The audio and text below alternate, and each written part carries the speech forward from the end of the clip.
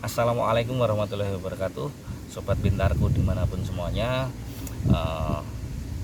Kali ini kita akan mengupas sosok inspiratif. Sebagaimana yang teman-teman tahu semuanya, program sosok inspiratif ini adalah program di mana menampilkan siapapun beliau, siapapun mereka, tokoh masyarakat, tokoh politik, yang mereka memang mendedikasikan hidupnya untuk kegiatan tersebut. Nah, kali ini tokoh yang akan kita kupas pada pertemuan kali ini tentu teman-teman akan penasaran siapa dia, siapa beliau. Ayo kita segera menuju ke lokasi.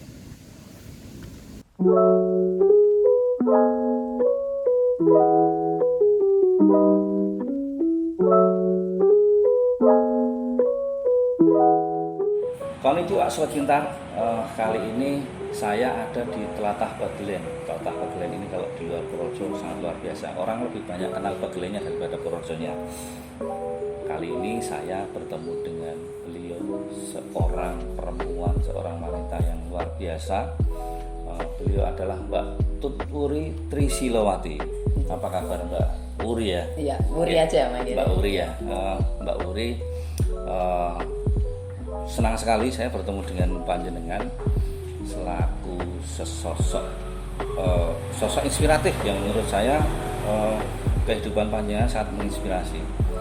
Ini banyak lukisan, sarang kepang dan sebagainya, termasuk baju yang saya pakai ini kan melambangkan sesuatu yang sakral. Nanti bisa dijelaskan sama Mbak Uri, apa sih kesibukan Mbak Uri selama ini, apa saja yang barangkali orang masih banyak yang belum tahu Mbak Uri. Monggo silakan. Kalau bercerita tentang yang masalahnya itu saya ya mantan aktivis. Oh iya. Ya, terus dulu tukang demo. Sama Mbak. Iya. Ya. Terus tapi kemudian saya benar-benar pernah menjadi seorang profesional. Ya. Saya juga pernah penyumbang pembabatan hutan di Indonesia. Jadi saya dulu tuh ikut kerja di ini, kerja di orang Jerman gitu sebagai membuka kantor di sini untuk membeli kayu. Berarti bisa bahasa Jerman ya? Enggak. Sedikit. Ya, tapi terus waktu itu kan saya dipasrahi untuk membuka kantor untuk perusahaan trading sih. Zaman dulu belum ketika internet itu baru masih sedikit lah orang yang menggunakan itu. Saya sudah melakukan itu dengan trading, dengan di sini saya dengan bekerja dengan komputer gitu. Terus saya datang ke pabrik-pabrik gitu. Terus akhirnya saya berpikir ketika itu kontainer banyak gitu Mas. Jadi saya terus berpikir, waduh, saya ke Kalimantan, pindah-pindah gitu. Terus wah ini saya ikut dalam menyumbang deforestasi gitu kan. Saya keluar terus saya ikut di LSM internasional, di NGO internasional, terus membantu terutama ketika ada gempa dan tsunami itu. Terus anak saya tinggal anak saya satu, tapi ya sambil bekerja gitu seperti apa. Tapi jiwa saya sebagai aktivis itu namanya aktivis itu tidak akan mati ya selamanya sampai hidup sampai kita meninggal ya. Kita harus tetap concern di situ karena jiwanya kan itu tidak bisa kita mau jadi apapun kalau sudah awalnya kita hidup ini kan ya harus untuk bermanfaat kan untuk siapa saja, untuk masyarakat dan juga untuk lingkungan kita gitu. Terus akhirnya saya pindah sampai di sini di Bagelen, tinggal di sini. Terus saya tadinya sih rencananya karena biasanya saya bekerja di kota.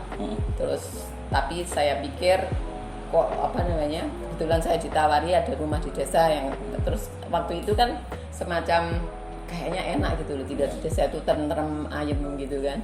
Terus ya udah saya pindah sini. Terus kebetulan ada kelompok dulu di daerah sini ada kelompok jaran kepang tua gitu. Mereka datang ke sini, nggak tahu kenapa. Mungkin rumah saya buat seperti ini, terus mereka auranya ya. Ya mungkin. Itu berarti mulo bukannya berkesenian. Saya enggak, saya cuma sekedar saya senang dengan hal yang tradisi gitu. Terus saya membuat rumah saya seperti ini. Kebetulan terus kok nggak tahu bapak-bapak yang dulunya tetua-tetua jaran kepang itu datang ke sini dan masrahkan gitu loh semua. Ini alat-alat yang dulunya itu sudah lama sekali Mas, sudah puluhan tahun ya itu aja nenek buyutnya yang dulu itu sudah tua itu loh, jadinya nenek buyut gitu. Jadi di sini juga kan ini wilayah Bagelen ini adalah kebudayaan, peninggalan kebudayaan Hindu, campuran Hindu, Buddha dan Islam. Ya. Terus belum lagi kalau kita bicara di sini ini adalah tanah yang tua, sangat kaya gitu loh.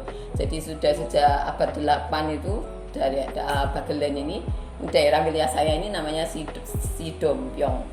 Ya, kalau di silsilah di Nyai Bagelen itu, petilasan Nyai Bagelen kan ada itu silsilah dari Sapa keturunan Sapa mulai dari Mataram kuno bahkan itu ada nama-namanya gitu. Ya, terus ini namanya dulunya Sri Dompyong, tapi orang sekarang menyebutnya Sidompyong. Itu sebagai kalau dulu termasuk ibu kotanya. Iya, di sini. Terus menarik. Ya. Artinya bahwa hidup ini kan sebetulnya kita ini wayang ya Mbak Uri ya. Oh iya. Mau dimanapun yang penting bisa bermanfaat untuk orang lain. Tadi maaf ini tak putus. Saya tertarik tadi ketika penjaringan awal itu aktivis, kemudian sekarang lebih senang menggeluti dunia seni. Ini sebetulnya apa sih yang mungkin menjadi motivasinya, kemudian kenapa terus kok senang banget di kegiatan seperti ini? Ya, sebenarnya saya itu ya waktu dulu sebagai aktivis itu saya lebih banyak itu bekerjanya ya dalam tanda kutip underground gitu. Zaman itu kan represi begitu kuat ya, dan kalau sebagai perempuan menjadi aktivis itu tantangannya sangat banyak dan kita itu kalau dengan teman-teman yang lain itu sudah kayak saudara kental gitu, Indonesia itu teman-teman kalau ketemu ya kayak gitu.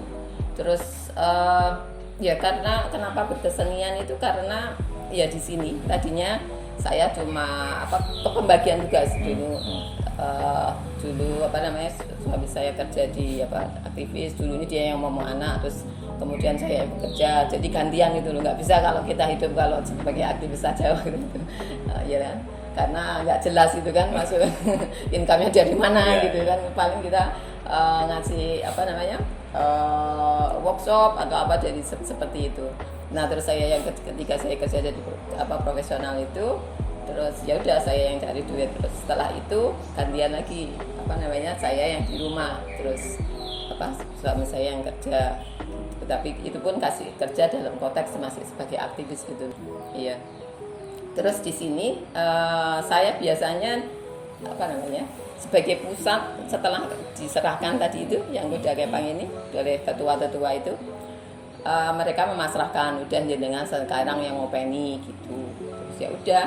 Terus setiap malam minggu itu tempat ini penuh Mas. Ini orang dari mana-mana itu duduk di situ, terempel itu, terus mereka main dari jalan kepang yang sangat sederhana ya namanya. Misalnya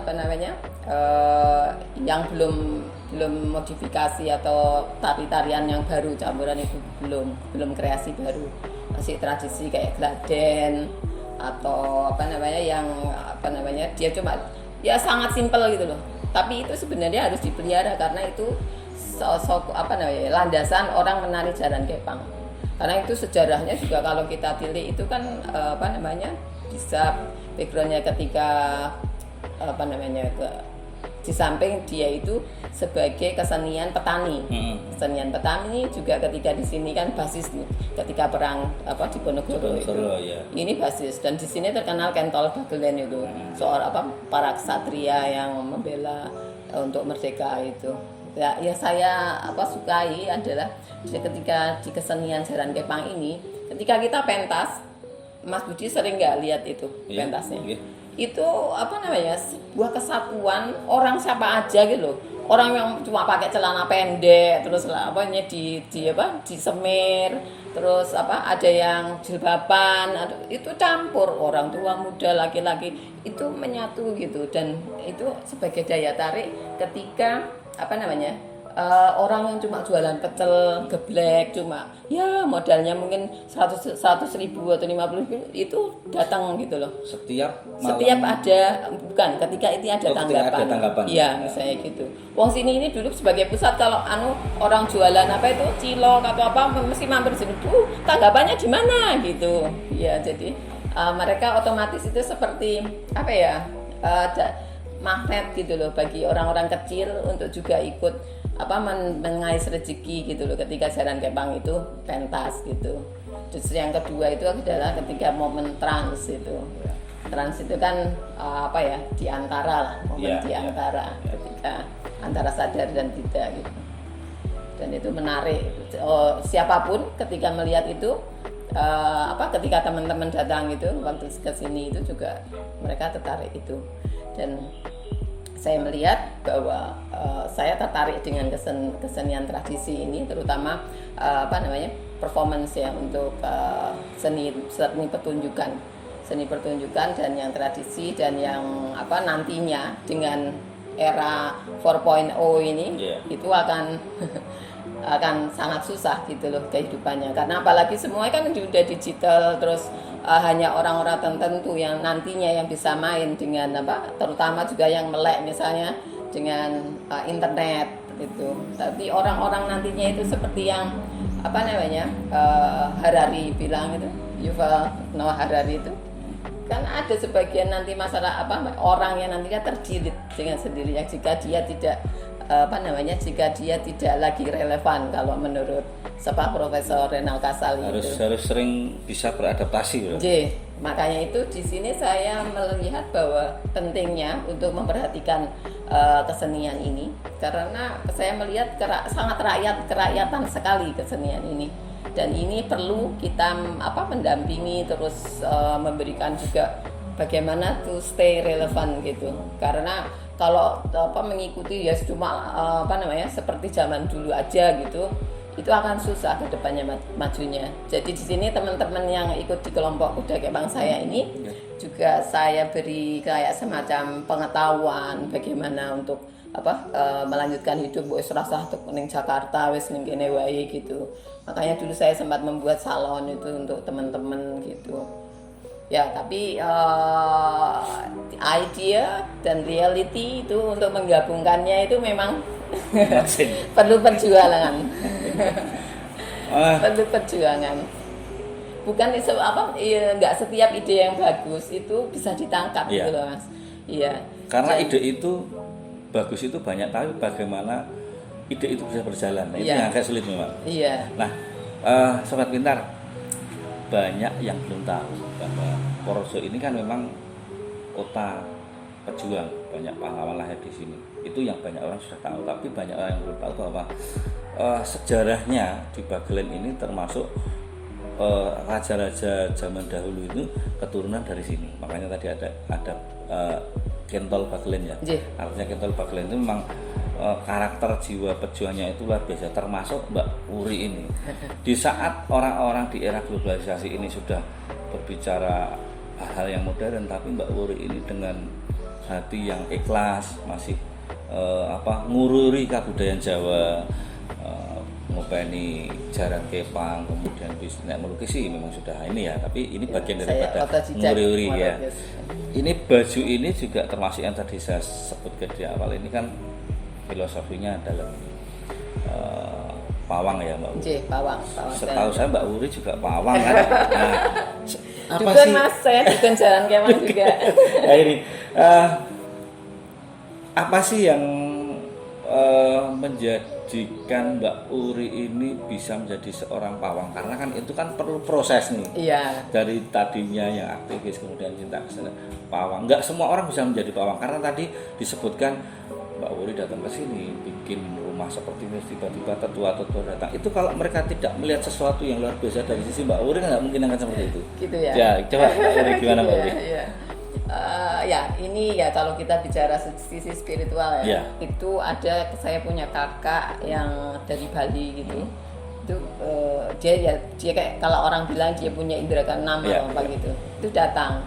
Terus waktu dia sampai di depan pendopo itu dia berhenti diem gitu, diem berdiri terus lihat gitu rumah saya ini. Terus, oh lah, kowe sing dikon neruske tut kalau anu namanya murid saya panggilnya tut. Dikon neruske iki karo simbahmu gitu. Jadi memang nenek kakek saya itu dulu ikut berjuang dengan Pangeran Diponegoro. Jadi dia beliau itu prajurit lah, bagian dari prajurit dan jadi Bagelen sini. Kemungkinan itu ya. Dan ya dinamika kehidupannya itu juga sangat dramatis gitulah ya. Tapi dengan nenek saya pun tidak ya, karena beliau kan harus berjuang dan pergi terus gitu kan, seperti itulah. Terus menjadi pawang itu ya tadinya kan saya cuma dari kota, terus apalagi kegiatan saya dengan ketika bekerja dengan orang luar negeri gitu kan, juga di LSM itu kan saya ketemunya dengan banyak orang dari luar negeri. Terus ya kehidupan saya kan ya lebih kata modern gitu kan, lebih ke modern lah, kehidupan modern. Ketika sampai di sini ini saya terus kebiasaan misalnya setiap latihan itu saya ngeladeni, buatkan minum gitu toh. Terus ketika mereka main saya itu suka melihat gitu toh. Ada sesuatu yang sangat menarik gitu loh dari kehidupan dari yang ditampilkan gitu.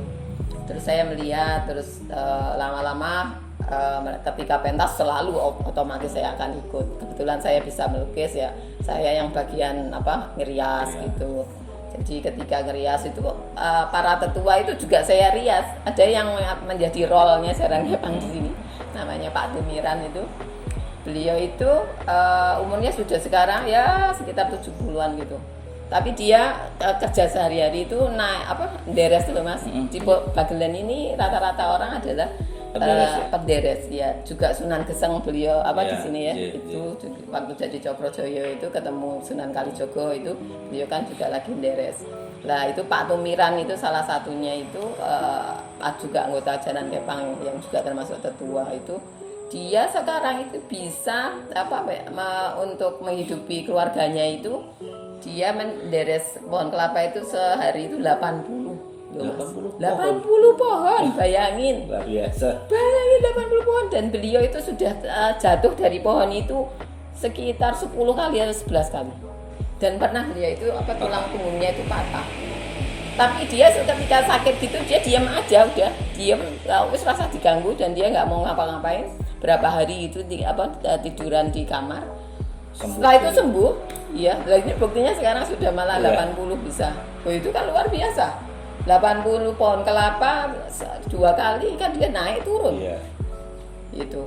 Dan memang dalam percaya nggak percaya saya melihat ketika kan saya apal nih anak-anak itu ya karakternya dan gitu. Ketika dia biasa gitu sama ketika saya bandingkan ketika dia dadi, istilahnya kalau di sini dadi ya, transit itu dadi. Jadi dia sangat beda gitu loh. Penampilannya, terus karakternya itu yang tadinya orang pendiam lah, kalau ketemu aja gini gitu. Ketika ndadi itu dia bisa full power ya. Full power dan ini. Ini menarik bagi saya gitu kan. Terus gak tahu kenapa, terus kan ada juga kelompok anak perempuan yang ikut gitu. Nah saat itu ketika melihat ketika saya di setiap kali ada tanggapan itu ada orang-orang yang kena lagi trans itu, saya lihat kok ada juga kan di situ kayak semacam dia itu menjadi seseorang yang lain dengan berbagai beda gitu loh. Ketika dia walaupun dia sedang trans, jadi dia bisa kayak katakanlah kalau orang sini bilang kemasukan gitu. Ketika dia kemasukan itu dia bisa menjadi A, kemudian bisa jadi B, bisa menjadi C gitu. Jadi terus ada juga yang misalnya dia semacam memaksa dan menyakiti si wadak yang dipakai gitu loh. Jadi ada anak yang biasa tukang nendang itu. Jadi anak-anak di sini itu rata-rata juga dari gunung-gunung sana Mas, dibelain loh datang ke sini. Malam gitu kan sampai jam 12-an malam gitu loh. itu datang, hujan pun ya datang gitu. Nah itu anak-anak itu ada yang salah satunya pengendang di sini. Nah, kalau pas daji itu dia nyakiti ini, kalau disuruh pergi ini dia makan, terutama makan piringnya. Biasanya kan ada apa namanya, kalau itu ya. Ya mereka bilang ini nasi. Kalau nasi itu menyan. Kalau sop itu air kembang. Ya air kembang itu. Dia minum gitu itu sambil dikeletok piringnya. Iya. Lah saat itu ini memang yang suka masuk di anak itu bahaya gitu loh, termasuk karakteristik bahaya. Jadi kalau dia sudah ngendang itu selalu harus ada yang jagain di belakangnya gitu. Nah, dari melihat itu saya lebih ke perasaan protektif gitu loh terhadap wadah yang sedang dimasuki itu. Makanya saya terus ketika terutama anak perempuan kan, saya ya ada lah namanya anak-anak itu kan suka memanfaatkan. Wah, lagi trans kan dia kayak semaput gitu, digendong gitu kan. Ora aku wae, aku bilang gitu. Ya itu seperti itu. Ya konteksnya adalah saya cuma kasihan gitu. Terus kayak semacam tak lindungi, wis lunga wis cukup, wis rampung saya bilang. Jadi gitu. Secara tidak langsung dari rutinitas yang tadi awal mulanya melayani, kemudian tetua-tetua itu mungkin melihat sisi positif dari Mbak Uri. Jadi mungkin kodam lah ya. Mungkin ya orangnya bilangnya dia kodamnya ya. Jadi Sobat Pintar, banggalah kita sebagai orang Purworejo, banggalah kita apalagi yang kita memang asli orang selatan dengan budaya-budaya yang kita miliki termasuk kesenian ini, karena memang segala sesuatu itu baik buruk kemasannya tergantung kita. Kalau kita memanajemen mengemas dengan baik, insya Allah segala sesuatu yang tadinya mungkin kurang baik bisa menjadi baik. Contohnya adalah tadi ketika orang kesurupan, tapi memang kan ada pawangnya, jadi bisa dinormalkan kembali karena itu bagian dari unsur hiburan ya Mbak Uri ya. Hiburan, iya. Ini kalau di sini latihannya setiap hari apa Mbak Uri? Malam minggu itu suka latihan, tapi yang kalau intens dia semacam membuat jadwal yang panjang itu ketika ada mau tanggapan gitu, misalnya tanggapannya tanggal berapa gitu, sebulan sebelumnya mereka intens latihan gitu, seminggu 2 kali. Semisal tidak ada tanggapan, pokoknya setiap malam minggu. Ya. Tapi karena ini COVID pandemi jadi agak udah lama sih nggak latihan. Terus tapi ya paling kalau latihan itu cuma beberapa orang aja yang terus gamelan untuk ini terus mengingat gitu. Menyinggung COVID ini tadi. Iya. Karena kita ini sebetulnya sama-sama sebagai warga negara yang bahkan ketika mengingat COVID itu sebenarnya saya sendiri sudah nggak mau mengingat. Saya tahu Mbak Uri ini juga karena COVID kehilangan suaminya, saya kehilangan kakaknya. Tapi lebih secara global, COVID ini berdampak nggak sih Mbak dengan kegiatan kesenian ini? Karena setahu saya hampir seluruh aspek pasti kena. Artinya kesenian ini kan hidupnya kan dari tanggapan. Ya, terus kemudian nggak ada tanggapan, itu seperti apa progresnya? Karena kan mengkur latihan terus, ya latihannya bisa, tapi ada bahasa aku kendile jomplang. Ada nggak perhatian dari pemerintah daerah kaitan dengan karena adanya COVID ini, kemudian segala sesuatunya termasuk kesenian Jaran Kepang ini berdampak. Ada nggak sih perhatian yang lebih dari pemerintah daerah untuk Mbak Uri dan teman-teman? Selama ini Wahyu Kudo Bekso ya. Kalau mbak saya namanya Wahyu Kudo Bekso. Itu dari dulu kita ini hidupnya itu mandiri gitu loh. Jadi kita nggak terlalu mengharapkan dibantu siapa gitu, enggak. Jadi kalau sini ya misalnya ada saudara atau siapapun yang ada Jaran Kepang di sini, kalau ya bantu apa. Misalnya kayak ini dibeliin siapa gitu. Tambahan-tambahan gitu, instrumen gitu. Tapi kalau misalnya wong di kelurahan sendiri aja tidak terlalu, kita yang mbok iki Jaran Kepang iki nggone desa lho gitu. Itu ya nggak ada, katanya sudah dialokasikan, tapi lebih karena COVID lebih penting untuk yang lain gitu. Ya wis lah piye meneh. Terus kalau yang kita lebih mandiri aja. Terus anak-anak itu juga kalau yang ada juga anggota di sini yang difabel itu, dia punya keterampilan membuat kuda-kuda itu. Ini juga dia yang buat, jadi dia dapat pesanan banyak Bisa gitu Mas. dijual. Ya bisa, memang mereka pesanan dan dibayar.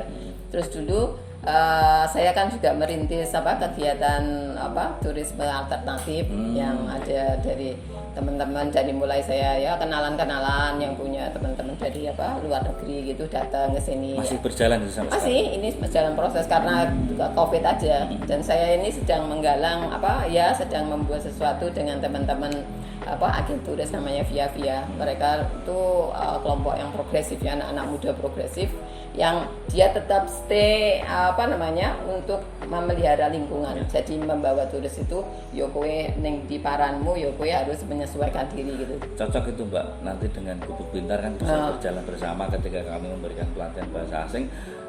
Teman-teman yang memang dari luar itu kan iso digaduk bisa sambil belajar bareng-bareng ya. Inilah kegiatan seperti ini. Mbak Uri, usia sekarang berapa Mbak Uri? Oh, nah ini loh. Saya itu selalu kalau orang perempuan itu kalau ditanya usia itu mesti ya agak gimana gitu. Saya maunya masih 37 atau 38. Ya, saya antara 50-60 gitu. Tapi usia itu bagi saya bukan itu Mas. Jadinya kan kalau apalagi perempuan kalau lihat kami kowe iki wis tuwa, kowe iki ngopo kok melu jalan kepang gitu kan, terus menghambat gitu loh kegiatan. Kowe iki wis ngaji, wayahe ngaji yo apa gitu loh. Artinya kan begini Mbak Uri. Kenapa saya tanyakan umur? Umur itu kan juga berdampak pada sebuah kegiatan aktivitas yang dilakukan. Ketika tadi penjenengan ketika umurnya di kisaran 50 sampai 60, tadi sudah sendiri loh yang ketika yang ngaji, tapi masih beraktivitas, ini kan luar biasa. Apresiasi tinggi saya kepada panjenengan. Dan kalungan usus ya Mbak Uri ini. Kalungan usus itu, tahu tuh kalau kalungan usus itu luasan. Luas ya orang ya bagaimana kan?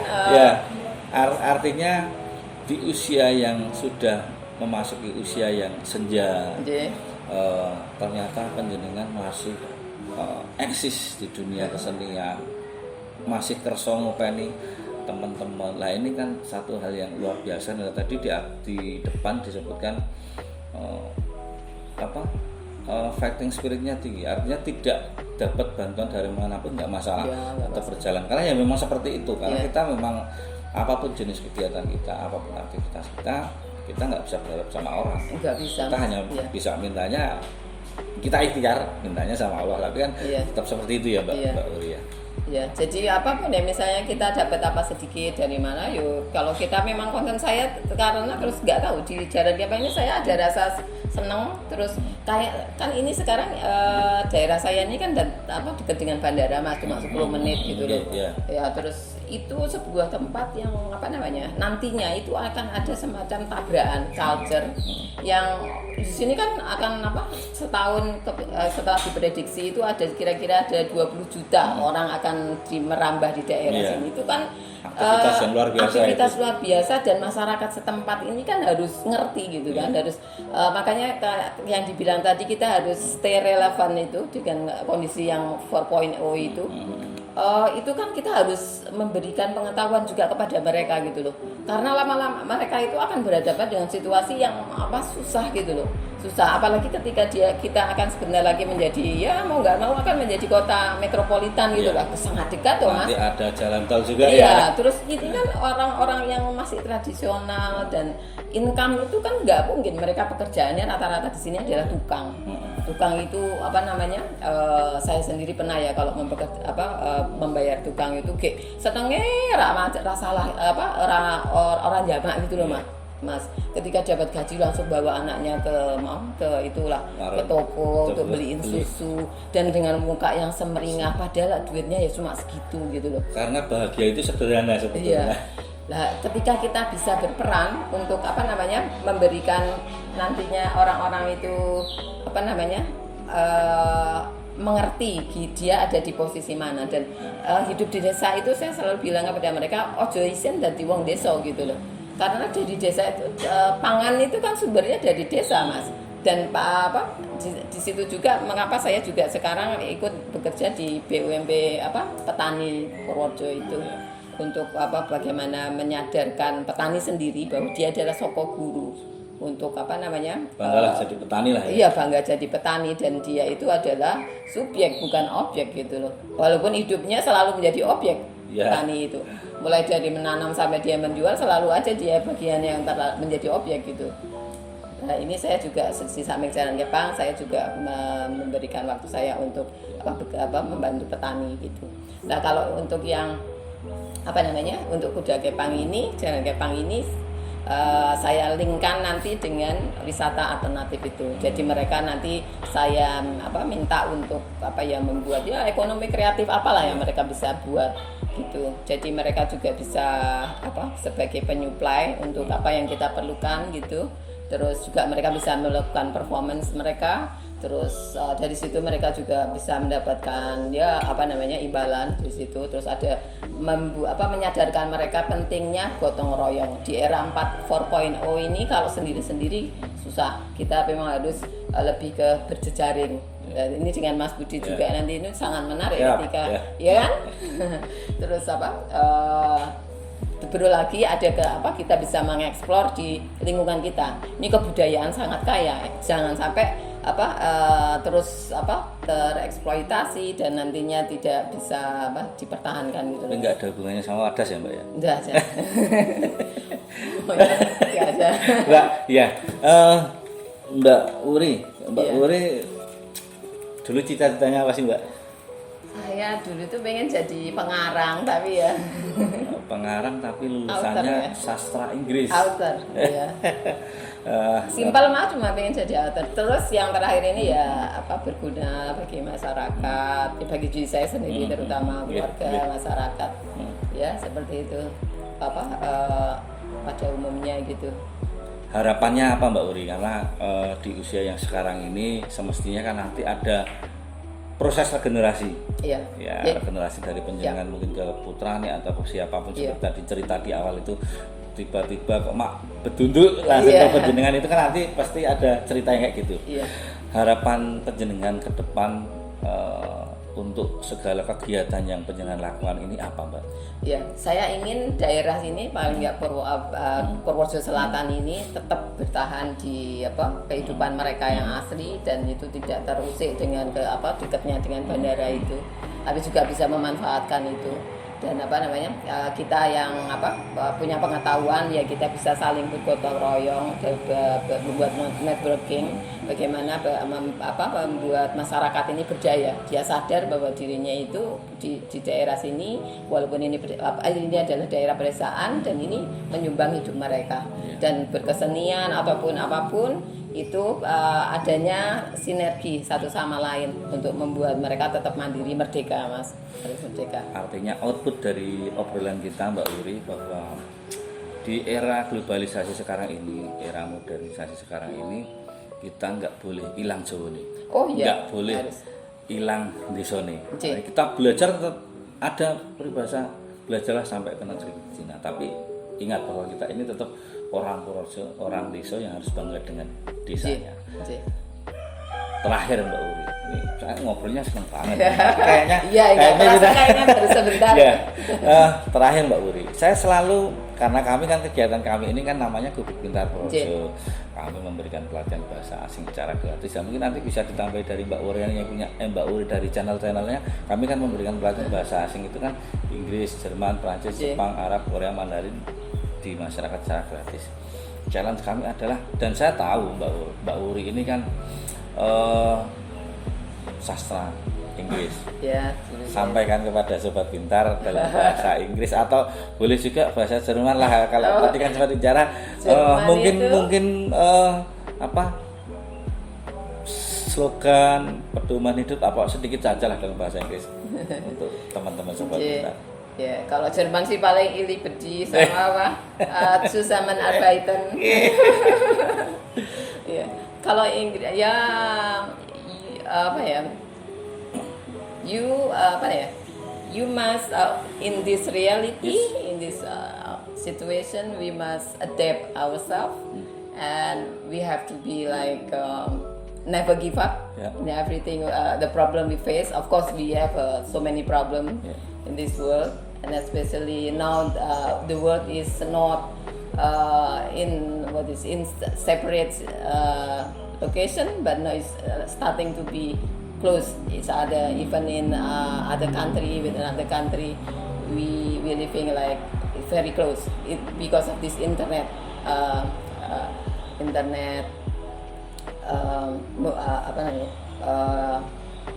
development, and we that is why we have to be, of course we must to be survive and never give up and stay relevant. And also we must also realize that we are also living in the reality, but we also keep doing something that it is also can adapt with the now situation, that everything is become virtual, and it is not easy for everybody, but we must try to be relevant in this situation. Oke. Terima kasih Mbak Uri, nice to meet you lah pokoknya. Nice to meet you. Sobat Pintar, itu tadi obrolan saya dengan Mbak Uri. Mudah-mudahan insya Allah banyak manfaatnya buat teman-teman semuanya, karena beliau adalah sosok perempuan yang sangat menginspirasi, dan tentunya hasil dari obrolan kita bisa membuat teman-teman semuanya itu punya fighting spirit yang tinggi. Perempuan aja bisa seperti itu, apalagi teman-teman yang notabene laki-laki. Jadi pesannya dari obrolan kita kali ini bahwa kita ini orang Purworejo, kita ini orang desa.